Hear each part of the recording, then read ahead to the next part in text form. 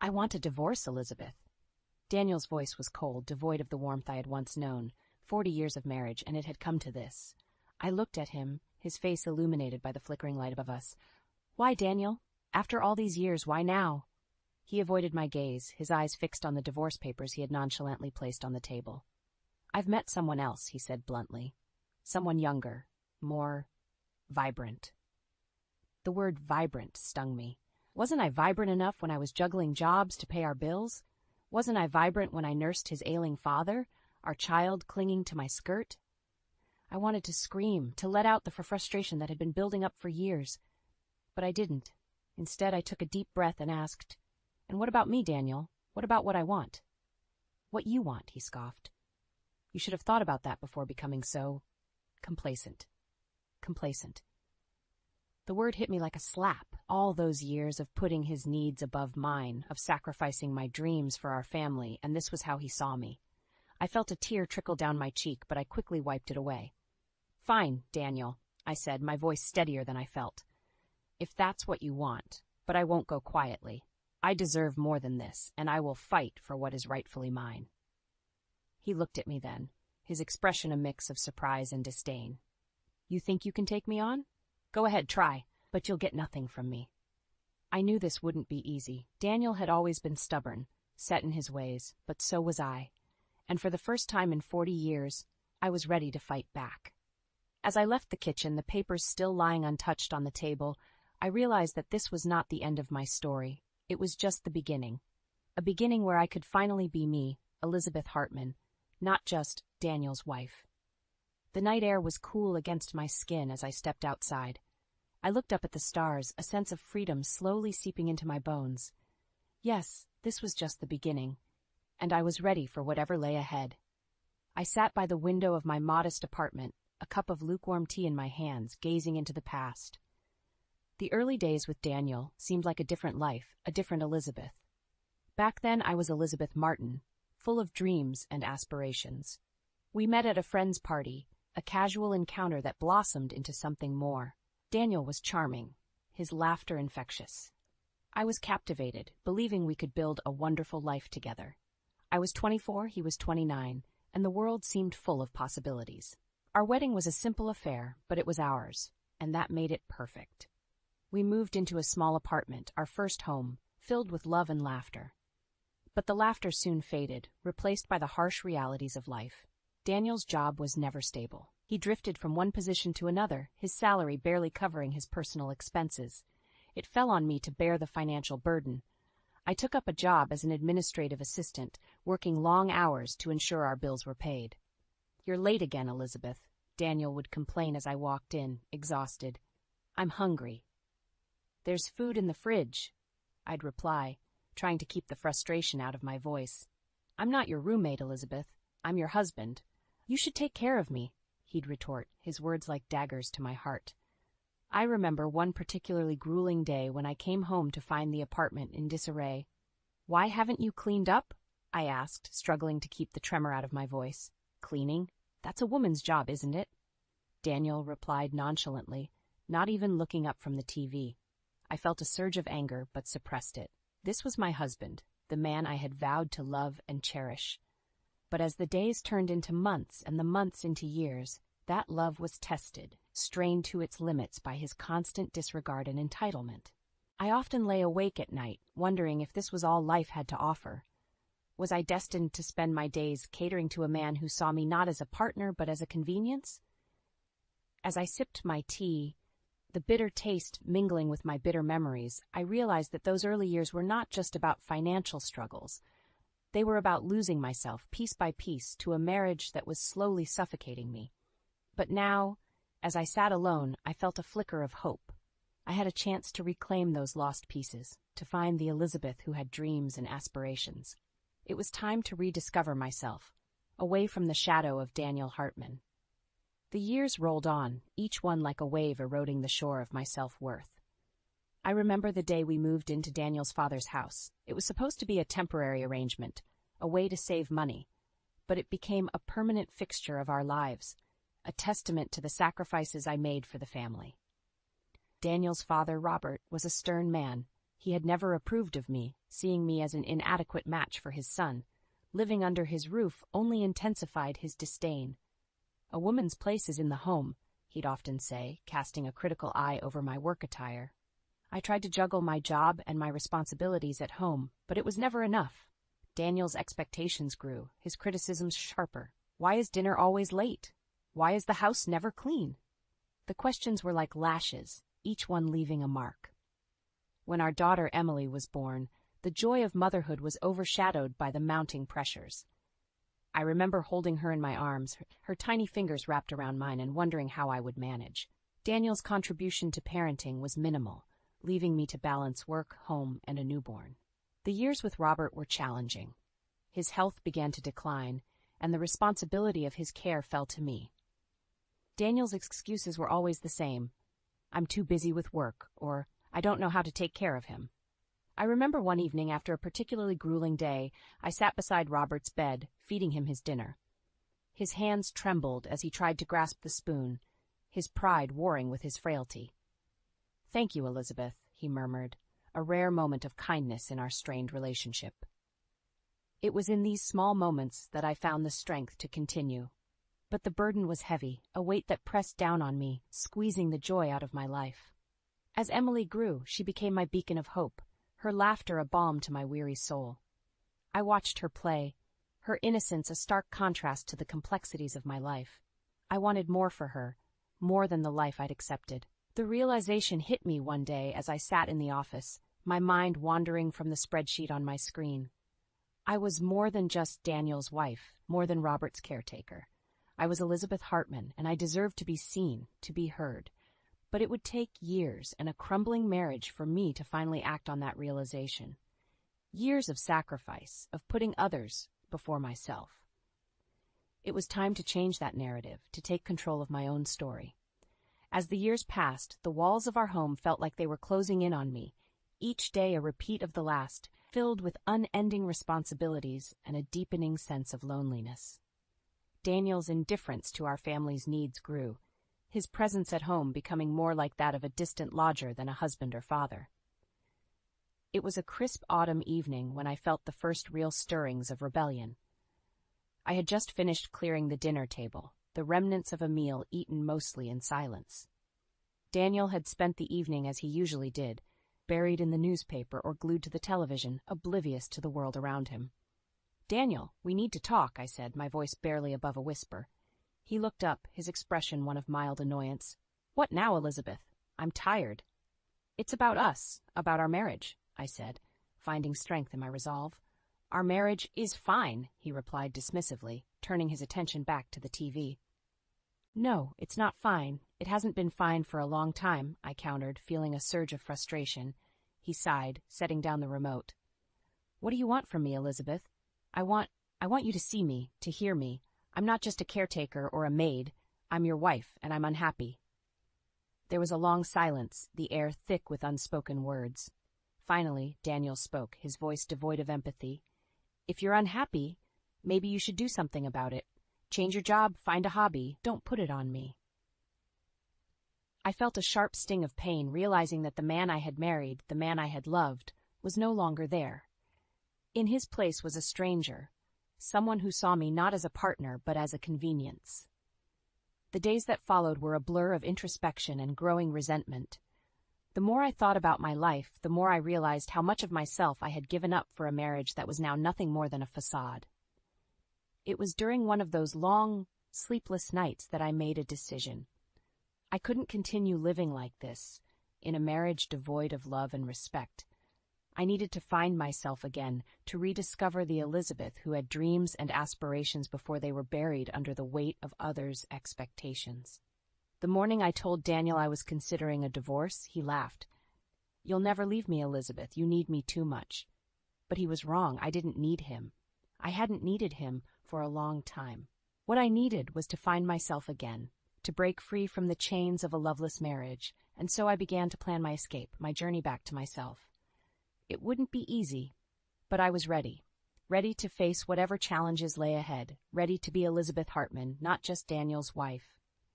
The morning I decided to divorce Daniel was clear and bright, a stark contrast to the turmoil in my heart.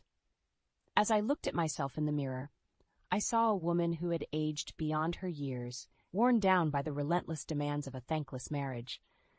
But in my eyes, there was also a flicker of something new, determination. I sat at the kitchen table, the divorce papers in front of me. Daniel had left early, avoiding the confrontation. I signed my name with a steady hand, each stroke a line drawn in the sand, marking the end of one chapter and the beginning of another. The divorce process was grueling. Daniel fought me at every turn, unwilling to concede anything, but I stood my ground, fueled by years of suppressed anger and disappointment. In the end, the court granted me a fair settlement, not out of generosity, but out of legal obligation. I remember walking out of the courthouse, the weight of the past 40 years slowly lifting off my shoulders. I was free, but freedom came with its own set of challenges. I had to rebuild my life from scratch, find a place to live, and secure my financial future. I found a small apartment close to my workplace. It was modest, but it was mine. I decorated it with things I loved, each item a reflection of the new life I was building. I started to rediscover the simple joys I had long forgotten, reading a book uninterrupted, taking long walks, and meeting friends for coffee. But the biggest change was in how I saw myself. I was no longer just Daniel's wife, defined by my relationship to a man who had taken me for granted.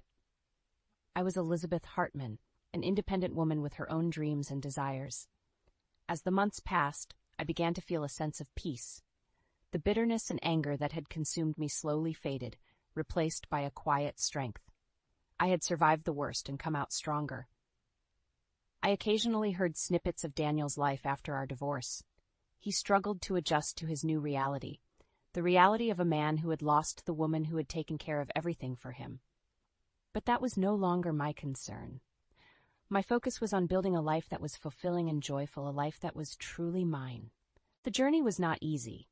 There were days when loneliness crept in, when the memories of the past threatened to overwhelm me. But I had learned to be resilient, to find happiness in the smallest things, and to cherish my independence. The divorce marked the end of my marriage to Daniel, but it was also the beginning of my journey to self-discovery. It was a journey of healing, of finding joy in solitude, and of learning to love myself. The first year after the divorce was a time of profound transformation for me. I had stepped out of the shadow of a stifling marriage and was learning to navigate the world on my own terms. Every day brought its challenges, but also its small victories and joys. My new apartment became a sanctuary, a place where I could be myself without judgment or expectation. I filled it with plants, their vibrant greens a stark contrast to the neutral tones of the home I had shared with Daniel. I took pleasure in caring for them, marveling at their growth and resilience, qualities I was beginning to see in myself. I also rediscovered old passions. I had always loved painting, a hobby I had set aside in the busy years of marriage and motherhood. Now I set up a small studio in a corner of my living room, and I spent my evenings lost in the world of colors and forms. It was therapeutic, a way to express the emotions that I had kept bottled up for so long. One of the most significant changes was in my social life. During my marriage, my world had revolved around Daniel and his needs. Now I reached out to old friends, rekindling relationships that had faded over the years. I also made new friends, people who knew me not as Daniel's wife but as Elizabeth Hartman, with my own stories and experiences. I joined a book club, finding delight in discussions that ranged far beyond the pages of the novels we read. I took a cooking class, laughing and learning with a group of strangers who quickly became friends. Each new experience was a step towards rebuilding my identity, piece by piece. Financial independence was another area where I thrived. I had received a fair settlement in the divorce, but I knew I couldn't rely on it forever. I took charge of my finances, learning about investment and savings. I was determined to secure my future, to never again be dependent on someone else for my financial well-being. But perhaps the most profound change was in my relationship with myself. For years, I had defined myself through my roles as a wife and mother. Now I began to see myself as an individual, with my own needs and desires. I learned to enjoy my own company, to cherish the solitude that had once frightened me. I remember one evening, sitting on my balcony, a cup of tea in my hand, watching the sunset. The sky was ablaze with oranges and pinks, a breathtaking canvas of nature's beauty. In that moment, I felt a deep sense of contentment, a peace I hadn't known in years. I had come a long way from the scared, uncertain woman who had signed those divorce papers. I had faced my fears, embraced change, and emerged stronger. I was no longer just surviving. I was thriving. In the second year after our divorce, news about Daniel began to trickle back to me through mutual acquaintances and unexpected encounters. It seemed that life, after having taken away so much from me, was now showing me a different side, one where karma played its hand. Daniel, who had once carried himself with an air of invincibility, was now a shadow of his former self. His relationship with the younger woman he had left me for had ended disastrously. She, unlike me, had little patience for his dismissive attitude and entitlement. I heard she left him for someone else, leaving Daniel alone and embittered. Financially, Daniel's situation had deteriorated rapidly. The savings he had once boasted about were dwindling. His habits of extravagant spending, which he indulged in during the early days of his newfound freedom, had caught up with him. Without me to manage the finances, he had fallen into debt. I remember feeling a mix of emotions when I first heard about his struggles. There was a part of me that felt vindicated, seeing him face the consequences of his actions, but there was also a sense of sadness, a mourning for the man I had once loved, who had lost his way so completely. Daniel's professional life, too, had taken a hit. His performance at work had suffered during the turmoil of his personal life. Rumors of his unprofessional behavior had spread, and soon he found himself without a job. The pride he had once taken in his career was now replaced by a sense of defeat and hopelessness. The house, which had been a bone of contention during our divorce, was now a burden to him. Without my upkeep, it had fallen into disrepair. The garden, which I had tended to with such care, was now overgrown and wild. The walls needed painting, the roof needed repairs, but Daniel lacked both the resources and the will to tend to them. Occasionally, I would drive past our old house, a pang of nostalgia hitting me as I saw the unkempt lawn and the peeling paint. It was a physical manifestation of Daniel's decline, a stark reminder of how far he had fallen. Despite everything, I found no joy in his misfortune. The years I had spent with him, the love I had once felt, made it impossible for me to completely harden my heart against him. But I also knew that this was his path to walk, his lessons to learn. I had my own journey to focus on, a journey of healing and self-discovery. Daniel's undoing was a stark reminder of how life can change, how the choices we make shape our destiny. It reinforced my resolve to live a life true to myself, a life where I was no longer a bystander, but the author of my own story. The third year after my divorce marked the beginning of a new chapter in my life, one filled with unexpected joys and the blossoming of new love. It was a time when the wounds of the past began to heal, and I allowed myself to embrace the possibilities of the future. I met John at a community art exhibition. He was a widower, a gentle man with a kind smile and an eye for beauty. Our love for art brought us together, and our conversations flowed effortlessly. He had a way of listening that made me feel heard, truly heard, for the first time in years. John, like me, had experienced loss and heartache. His wife had passed away after a long illness, leaving him to navigate the complexities of life alone.